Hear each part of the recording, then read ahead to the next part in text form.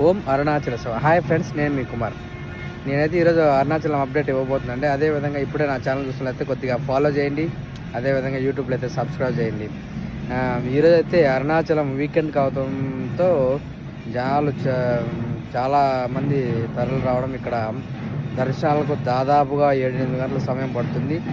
అదేవిధంగా మనం రోజు అయితే 8 వరకు అలా దర్శనాలకు వచ్చేవాళ్ళు ఈరోజు 7కే దర్శనాన్ని ఆపేశారు. ఎందుకంటే లోపల ఉండే వాళ్ళకే దర్శనాలు సరిపోతాయనే ఉద్దేశంతో 7 కల్లా క్లోజ్ చేసేయడము చాలా కొంచెం మందికి అయితే చాలా ఇబ్బంది కలిగిస్తుంది.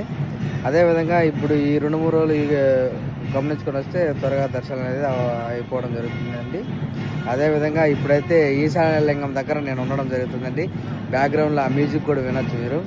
చాలా అద్భుతం. సోమవారం అయితే ఇంకా క్లోజ్ చేసే ఈశాన్యలింగాన్ని అయితే ఇంకొంతసేపట్లో క్లోజ్ చేయడం జరుగుతుందండి.